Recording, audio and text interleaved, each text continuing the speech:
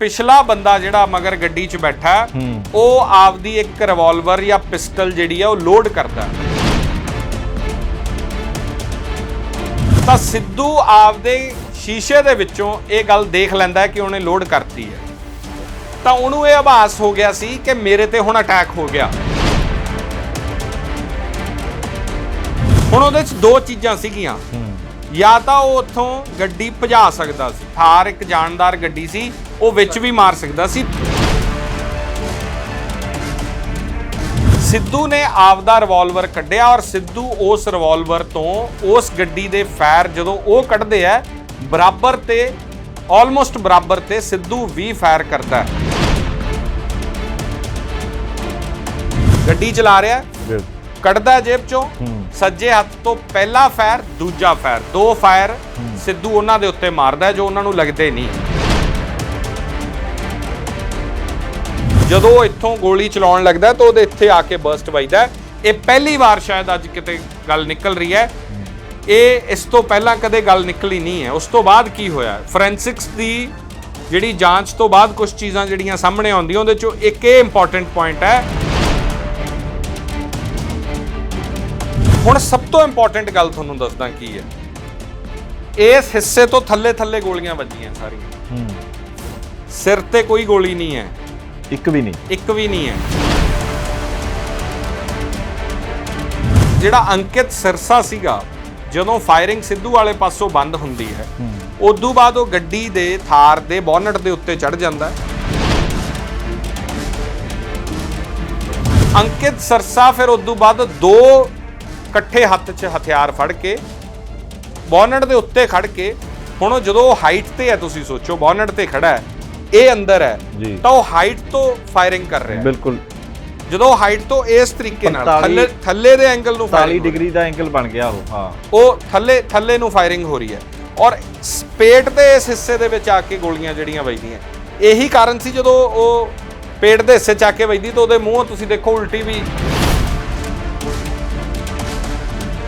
ਹੁਣ ਉਹ ਗੋਲੀ ਜਿਹੜੀ ਹੈ, ਤੁਸੀਂ ਇਹੋ ਜਿਹੇ ਕਾਂਡ ਦੇ ਵਿੱਚ ਕੀ ਕੋਈ ਬੰਦਾ, ਦੁਨੀਆ ਦਾ ਕੋਈ ਬੰਦਾ ਟ੍ਰੇਨਡ ਵੀ ਹੋਵੇ, ਉਹ ਮਿੱਥ ਕੇ ਮਾਰ ਸਕਦਾ ਵੀ ਮੈਂ ਤੇਰੇ ਨਾਲ ਦੀ ਸੀਟ ਤੇ ਜਾਂ ਪਿੱਛੇ ਬੈਠੇ ਦੇ ਪੈਰ 'ਚ ਹੀ ਮਾਰੂੰਗਾ ਭਾਈ, ਤੇ ਤੇਰੇ ਮੱਥੇ 'ਚ ਨਹੀਂ ਮਾਰੂੰਗਾ।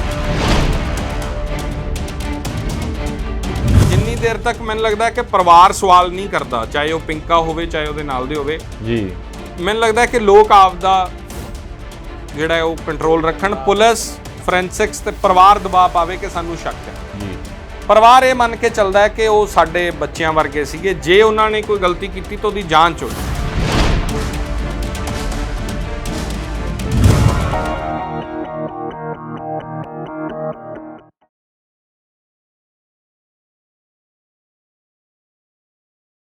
ਮੱਕੜ ਸਾਹਿਬ, ਪਿਛਲੇ ਹਫ਼ਤੇ ਐਤਵਾਰ ਦੀ ਗੱਲ ਕਰਦੇ ਆਪਾਂ ਤਾਂ ਸਰਦਾਰ ਬਲਕੌਰ ਸਿੰਘ ਹੋਣੀ ਜਦੋਂ ਸੰਗਤ ਦੇ ਨਾਲ ਗੱਲਾਂ ਬਾਤਾਂ ਕਰ ਰਹੇ ਸੀ, ਉਹਨਾਂ ਨੇ ਸਿੱਧੂ ਮੂਸੇਵਾਲੇ ਦੇ ਕੁਝ ਦੋਸਤਾਂ ਦਾ ਜ਼ਿਕਰ ਕੀਤਾ।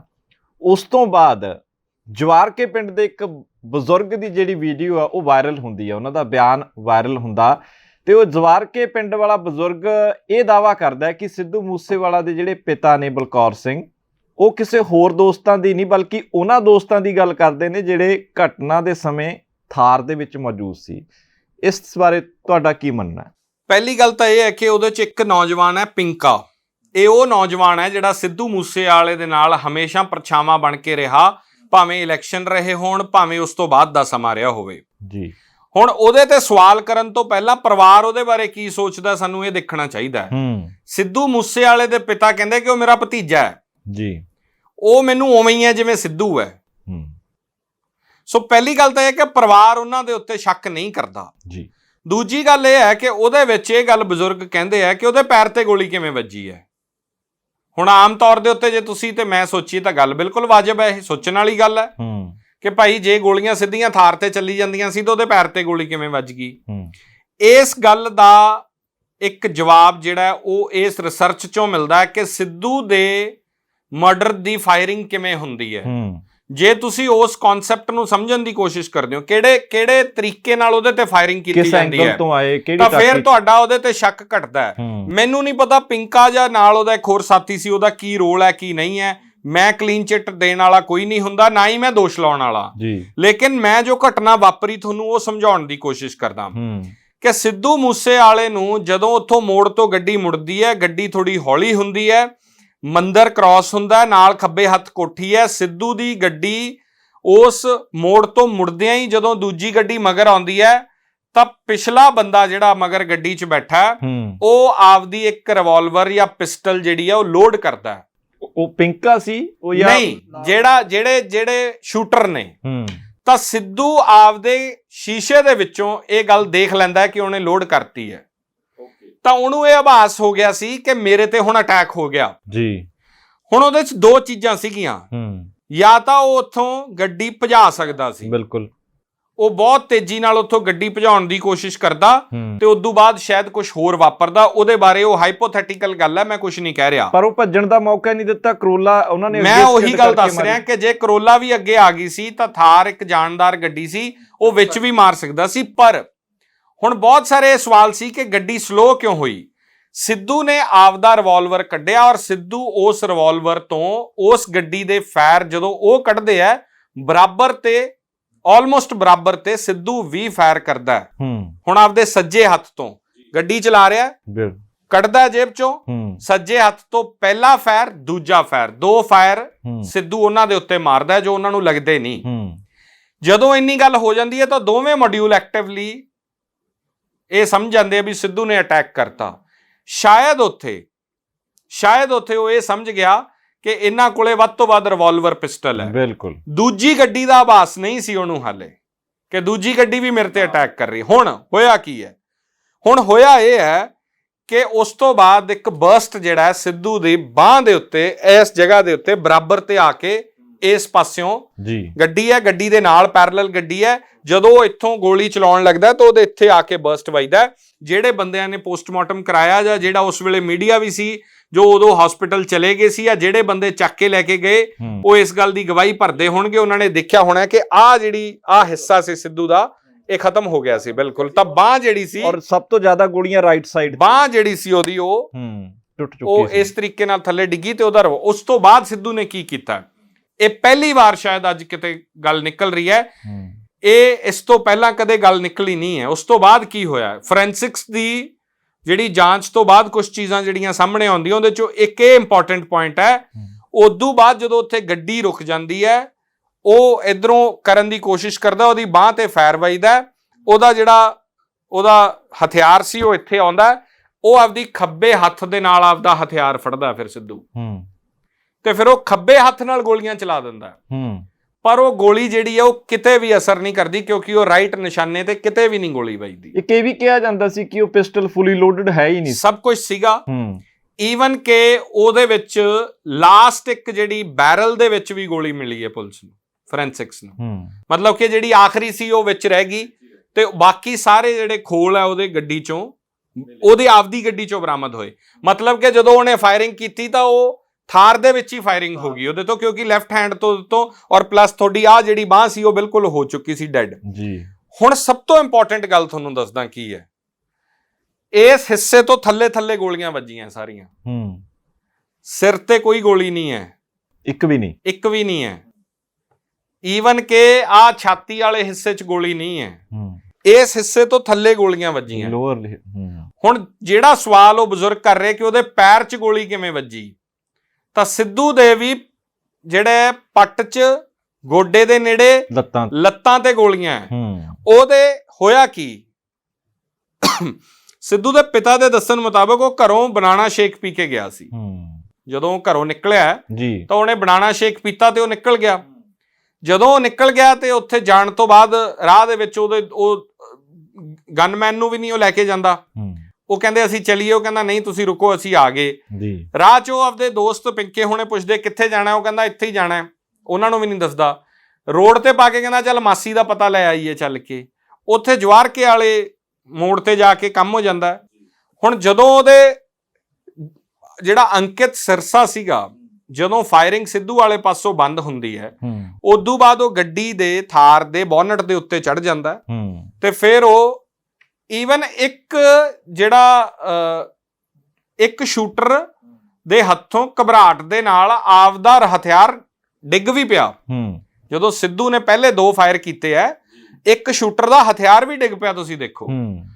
ਅੰਕਿਤ ਸਰਸਾ ਫਿਰ ਉਦੋਂ ਬਾਅਦ 2 ਇਕੱਠੇ ਹੱਥ 'ਚ ਹਥਿਆਰ ਫੜ ਕੇ ਬੋਨਟ ਦੇ ਉੱਤੇ ਖੜ ਕੇ, ਹੁਣ ਉਹ ਜਦੋਂ ਹਾਈਟ ਤੇ ਹੈ, ਤੁਸੀਂ ਸੋਚੋ ਬੋਨਟ ਤੇ ਖੜਾ ਹੈ, ਇਹ ਅੰਦਰ ਹੈ ਜੀ, ਤਾਂ ਉਹ ਹਾਈਟ ਤੋਂ ਫਾਇਰਿੰਗ ਕਰ ਰਿਹਾ ਹੈ। ਬਿਲਕੁਲ, ਜਦੋਂ ਹਾਈਟ ਤੋਂ ਇਸ ਤਰੀਕੇ ਨਾਲ 45 ਥੱਲੇ ਦੇ ਐਂਗਲ ਨੂੰ 40 ਡਿਗਰੀ ਦਾ ਐਂਗਲ ਬਣ ਗਿਆ ਉਹ। ਹਾਂ, ਉਹ ਥੱਲੇ ਨੂੰ ਫਾਇਰਿੰਗ ਹੋ ਰਹੀ ਹੈ ਔਰ ਪੇਟ ਦੇ ਇਸ ਹਿੱਸੇ ਦੇ ਵਿੱਚ ਆ ਕੇ ਗੋਲੀਆਂ ਜਿਹੜੀਆਂ ਵੱਜਦੀਆਂ। ਇਹੀ ਕਾਰਨ ਸੀ ਜਦੋਂ ਉਹ ਪੇਟ ਦੇ ਹਿੱਸੇ ਚ ਆ ਕੇ ਵੱਜਦੀ ਤਾਂ ਉਹਦੇ ਮੂੰਹੋਂ ਤੁਸੀਂ ਦੇਖੋ ਉਲਟੀ ਵੀ, ਜਿਹੜੀ ਇੱਕ ਸ਼ਖਸ ਬਹੁਤ ਬਕਵਾਸ ਵੀ ਕਰ ਰਿਹਾ, ਜਿਹਨੇ ਬਹੁਤ ਕੁਝ ਬੋਲਿਆ, ਇਸ ਤਰ੍ਹਾਂ ਦੀ ਭਾਸ਼ਾ ਮੈਂ ਮਾਫੀ ਚਾਹੁੰਦਾ ਦਰਸ਼ਕਾਂ ਨੂੰ ਕਿ ਮੈਂ ਵਰਤ ਰਿਹਾ, ਪਰ ਕਿਸੇ ਦੀ ਮੌਤ ਤੇ ਇਹੋ ਜਿਹੀਆਂ ਗੱਲਾਂ ਨਹੀਂ ਕਰਨੀਆਂ ਚਾਹੀਦੀਆਂ। ਤੁਹਾਡੇ ਕੋਈ ਵੀ ਏਜੰਡੇ ਹੋ ਸਕਦੇ, ਤੁਸੀਂ ਬੋਲੋ, ਪਰ ਉਹ ਜਿਹੜੀ ਉਲਟੀ ਦੀ ਗੱਲ ਹੈ, ਉਲਟੀ ਇਸ ਤਰੀਕੇ ਨਾਲ, ਕਿਉਂਕਿ ਉਹ ਜਾ ਕੇ ਪੇਟ 'ਚ ਗੋਲੀਆਂ ਜਿਹੜੀਆਂ ਵੱਜੀਆਂ ਤਾਂ ਫਿਰ ਉਹਦੀ ਬਾਅਦ 'ਚ ਉਲਟੀ ਨਿਕਲਦੀ ਹੈ। ਹੁਣ ਮੈਂ ਫਿਰ ਕਹਿ ਰਿਹਾ ਕਿ ਉਹਦੇ ਦੋਸਤਾਂ ਨੂੰ ਮੈਂ ਨਾ ਤਾਂ ਕਲੀਨ ਚਿੱਟ ਦੇ ਰਿਹਾ ਤੇ ਨਾ ਮੈਂ ਕਹਿ ਰਿਹਾ ਉਹ ਦੋਸ਼ੀ ਨੇ, ਮੈਂ ਸਿਰਫ ਜੋ ਫੈਕਟਸ ਇਕੱਠੇ ਕੀਤੇ ਉਹਨਾਂ ਦੇ ਬੇਸਿਸ ਤੇ ਗੱਲ ਕਰ ਰਿਹਾ। ਹੁਣ ਉਹਦੇ ਨਾਲ ਦੇ ਦੋਸਤ ਦੇ ਉੱਤੇ ਇੱਕ ਵੱਡਾ ਸਵਾਲ ਇਹ ਸੀਗਾ ਕਿ ਉਹ ਇੰਨੀ ਦੇਰ ਤੱਕ ਉਹਨੇ ਉਹ ਗੱਡੀ ਕਿਉਂ ਨਹੀਂ ਖੋਲੀ। ਇੱਕ ਸਵਾਲ ਇਹ ਵੀ ਹੋਇਆ ਕਿ ਉਹਨੇ ਸਿੱਧੂ ਨੂੰ ਨੱਪ ਰੱਖਿਆ ਸੀ। ਜਦੋਂ ਸਿੱਧੂ ਭਾਰਾ ਸਰੀਰ ਸੀ, ਹਾਈਟ ਵਾਲਾ ਮੁੰਡਾ ਸੀ, ਗੋਲੀਆਂ ਵੱਜ ਗਈਆਂ ਤਾਂ ਉਹ ਜ਼ਾਹਿਰ ਜੀ ਗੱਲ ਹੈ ਕਿ ਉਹ ਡਿੱਗ ਪਿਆ, ਨਾਲੇ ਜੂੜਾ ਖੁੱਲ ਗਿਆ, ਉਸ ਤੇ ਵੀ ਬਾਹ ਤੇ ਲੱਗੀ ਹੋਈ ਸੀ ਗੋਲੀ, ਜੂੜਾ ਖੁੱਲ ਗਿਆ, ਡਿੱਗ ਪਿਆ, ਮੂੰਹ 'ਚ ਉਹਦੇ ਉਲਟੀ ਸੀ ਉਹ, ਔਰ ਉਹ ਜਾ ਕੇ ਉਹਦੇ ਉੱਤੇ ਡਿੱਗਿਆ। ਹੁਣ ਇਹ ਸ਼ੌਕ ਦੀ ਸਟੇਟ ਵੀ ਹੋ ਸਕਦੀ ਹੈ, ਬਿਲਕੁਲ ਨਾਲ ਦੇ ਦੋਸਤਾਂ ਵਾਸਤੇ, ਇੰਨੀਆਂ ਗੋਲੀਆਂ ਚੱਲੀਆਂ ਹੁਣ, ਪਲੱਸ ਉਹਨਾਂ ਦੇ ਵੀ 4-4 ਗੋਲੀਆਂ ਵੱਜੀਆਂ। ਹੁਣ ਉਹ ਗੋਲੀ ਜਿਹੜੀ ਹੈ, ਤੁਸੀਂ ਇਹੋ ਜਿਹੇ ਕਾਂਡ ਦੇ ਵਿੱਚ ਕੀ ਕੋਈ ਬੰਦਾ, ਦੁਨੀਆ ਦਾ ਕੋਈ ਬੰਦਾ ਟ੍ਰੇਨਡ ਵੀ ਹੋਵੇ, ਉਹ ਮਿੱਥ ਕੇ ਮਾਰ ਸਕਦਾ ਵੀ ਮੈਂ ਤੇਰੇ ਨਾਲ ਦੀ ਸੀਟ ਤੇ ਜਾਂ ਪਿੱਛੇ ਬੈਠੇ ਦੇ ਪੈਰ 'ਚ ਹੀ ਮਾਰੂੰਗਾ ਭਾਈ, ਤੇ ਤੇਰੇ ਮੱਥੇ 'ਚ ਨਹੀਂ ਮਾਰੂੰਗਾ। ਗੋਲੀਆਂ ਜਿਹੜੀਆਂ ਉਹਨਾਂ ਦੇ ਵੀ 4 ਵੱਜੀਆਂ, ਉਹਨਾਂ ਦੇ ਵੀ ਮੱਥੇ 'ਚ ਜਾਂ ਦਿਲ ਤੇ ਵੱਜ ਸਕਦੀਆਂ ਸੀ, ਕਿਉਂਕਿ ਟਾਰਗੇਟ ਸਿੱਧੂ ਸੀਗਾ, ਆਸੇ-ਪਾਸੇ ਟਾਰਗੇਟ ਨਹੀਂ ਸੀਗਾ। ਔਰ ਇੰਨੀ ਨੇੜਿਓਂ ਜਦੋਂ ਜਿਹੜੇ ਲੋਕ ਹਥਿਆਰ ਰੱਖਦੇ ਨੇ, ਜਿਹੜੇ ਲੋਕ ਸ਼ੂਟਿੰਗ ਕਰਦੇ ਨੇ, ਜਾਂ ਜਿਹੜੇ ਲੋਕਾਂ ਨੂੰ ਗਿਆਨ ਹੈ, ਜਾਂ ਜਿਹੜੇ ਪੁਲਿਸ ਦੇ ਨਾਲ ਜਾਂ ਸੰਬੰਧਿਤ ਨੇ, ਤੁਹਾਡਾ ਜਿਹੜਾ ਟਾਰਗੇਟ ਇੰਨੀ ਨੇੜੇ, ਤੁਸੀਂ ਜੇ ਬੋਨਟ ਤੇ ਖੜੇ ਹੋ ਤਾਂ ਤੁਹਾਡਾ 1.5-2 ਫੁੱਟ ਤੇ ਟਾਰਗੇਟ ਅੰਦਰ ਬੈਠਾ। ਥਾਰ ਦਾ ਤੁਸੀਂ ਜੇ ਸ਼ੀਸ਼ਾ ਵੀ ਦੇਖੋ ਨਾ, ਜੇ ਮੰਨ ਲਓ ਫੋਰਚੂਨਰ ਹੈ ਜਾਂ ਲੈਂਡ ਕਰੂਜ਼ਰ ਹੈ, ਉਹ ਫਿਰ ਵੀ ਤੁਹਾਨੂੰ ਸਪੇਸ ਬਹੁਤ ਹੈ ਜੀ। ਥਾਰ ਤਾਂ ਤੁਸੀਂ ਦੇਖੋ ਕਿ ਬੰਦਾ ਜੇ ਬੋਨਟ ਤੇ ਆ ਕੇ ਖੜ ਗਿਆ ਤਾਂ 1.5 ਫੁੱਟ ਤੇ ਹੀ ਡਰਾਈਵਰ ਬੈਠਾ ਸਾਹਮਣੇ, ਸ਼ੀਸ਼ੇ ਦੇ ਪਾਰ ਡਰਾਈਵਰ ਹੈ, ਬਿਲਕੁਲ, ਤੇ ਉਹਦਾ ਫੋਕਸ ਇਹੀ ਹੈ ਕਿ ਮੈਂ ਉਹਦੇ ਵੱਲੋਂ ਦੋਨੋਂ ਜਾਣੇ 2 ਹਥਿਆਰਾਂ ਨਾਲ ਜਦੋਂ ਜਾਂ ਦੂਜੇ ਹਥਿਆਰ ਨਾਲ ਬਾਹਰੋਂ ਫਾਇਰਿੰਗ ਹੋ ਰਹੀ ਹੈ ਤਾਂ ਉਹਨਾਂ ਦੇ ਜਿਹੜੀ ਹੈ ਫਾਇਰਿੰਗ ਆਸੇ-ਪਾਸੇ ਹੋਈ ਹੈ। ਪਰਿਵਾਰ ਭਰੋਸਾ ਜਤਾ ਰਿਹਾ ਜਿੰਨੀ ਦੇਰ ਤੱਕ ਮੈਨੂੰ ਲੱਗਦਾ ਕਿ ਪਰਿਵਾਰ ਸਵਾਲ ਨਹੀਂ ਕਰਦਾ, ਚਾਹੇ ਉਹ ਪਿੰਕਾ ਹੋਵੇ ਚਾਹੇ ਉਹਦੇ ਨਾਲ ਦੇ ਹੋਵੇ ਜੀ, ਮੈਨੂੰ ਲੱਗਦਾ ਕਿ ਲੋਕ ਆਪਦਾ ਜਿਹੜਾ ਉਹ ਕੰਟਰੋਲ ਰੱਖਣ, ਪੁਲਿਸ, ਫੋਰੈਂਸਿਕਸ ਤੇ ਪਰਿਵਾਰ ਦਬਾਅ ਪਾਵੇ ਕਿ ਸਾਨੂੰ ਸ਼ੱਕ ਹੈ ਜੀ। ਪਰਿਵਾਰ ਇਹ ਮੰਨ ਕੇ ਚੱਲਦਾ ਹੈ ਕਿ ਉਹ ਸਾਡੇ ਬੱਚਿਆਂ ਵਰਗੇ ਸੀਗੇ, ਜੇ ਉਹਨਾਂ ਨੇ ਕੋਈ ਗਲਤੀ ਕੀਤੀ ਤਾਂ ਉਹਦੀ ਜਾਂਚ ਹੋ ਜੇ। ਹਾਲਾਂਕਿ ਉਹ ਗਵਾਹੀਆਂ ਦੇ ਵਿੱਚ ਵੀ ਸ਼ਾਮਲ ਨੇ, ਉਹਨਾਂ ਦੀਆਂ ਗਵਾਹੀਆਂ ਵੀ ਪੈਣੀਆਂ, ਪਰ ਇਸ ਪੂਰੀ ਘਟਨਾ ਦੇ ਵਿੱਚ ਇਹ ਗੱਲ ਨੂੰ ਸਮਝਣਾ ਕਿ ਉਹਦੇ ਨਾਲ ਦੇ ਦੋਸਤਾਂ ਦੇ ਕਿਵੇਂ ਗੋਲੀ ਪੈਰ ਤੇ ਵੱਜਦੀ ਹੈ, ਸਿੱਧੂ ਦੀ ਜਿਹੜੀਆਂ ਗੋਲੀਆਂ ਵੱਜੀਆਂ ਉਹ ਕਿਵੇਂ ਵੱਜੀਆਂ ਨੇ। ਸਿੱਧੂ ਦੇ ਇਹ ਵੀ ਇੱਕ ਗੱਲ ਆਈ ਕਿ ਇੱਕ ਗੋਲੀ ਜਿਹੜੀ ਹੈ ਉਹ ਡਾਇਗਨਲ ਵੱਜੀ ਸੀ ਤੇ ਇੱਕ ਸ਼ਖਸ ਦਾ ਮੈਨੂੰ ਬਾਹਰੋਂ ਫੋਨ ਆਉਂਦਾ, ਉਹ ਕਹਿੰਦਾ ਕਿ ਐਂ ਲੱਗ ਰਿਹਾ ਜਿਵੇਂ ਪਿੱਛੋਂ ਗੋਲੀ ਚਲਾਈ ਹੋਵੇ, ਮਤਲਬ ਉਹ ਦੋਸਤ ਦੇ ਉੱਤੇ ਸ਼ੱਕ ਕਰ ਰਿਹਾ। ਤਾਂ ਜਦੋਂ ਇਹ ਫੋਰੈਂਸਿਕਸ ਦੀਆਂ ਇਹ ਗੱਲਾਂ ਹੌਲੀ-ਹੌਲੀ ਕਲੀਅਰ ਹੋ ਰਹੀਆਂ ਕਿ ਗੋਲੀ ਜਦੋਂ ਉੱਪਰੋਂ ਡਾਇਗਨਲੀ ਐ ਚੱਲੀ ਤਾਂ ਫਿਰ ਇੱਕ ਗੋਲੀ ਸੀਟ ਪਾੜ ਕੇ ਪਿੱਛੇ ਵੀ ਨਿਕਲ ਗਈ, ਤਾਂ ਉਹ ਕੁਝ ਥਿਊਰੀਆਂ ਠੀਕ ਹੈ, ਜਿਹੜੇ ਲੋਕ ਨੇ, ਇਮੋਸ਼ਨਸ ਨੇ, ਸਭ ਕੁਝ ਹੈ, ਪਰ ਕਿਸੇ ਦਾ ਨੁਕਸਾਨ ਇਸ ਗੱਲ ਕਰਕੇ ਹੋ ਜੇ, ਹਾਂ ਉਹ ਦੋਸ਼ੀ ਹੈ ਤਾਂ ਉਹਨੂੰ ਸਜ਼ਾ ਮਿਲਣੀ ਚਾਹੀਦੀ, ਪਰ ਕਿਸੇ ਦਾ ਇਸ ਗੱਲ ਕਰਕੇ ਨੁਕਸਾਨ ਹੋ ਜੇ ਇਹ ਠੀਕ ਨਹੀਂ ਹੋਊਗਾ।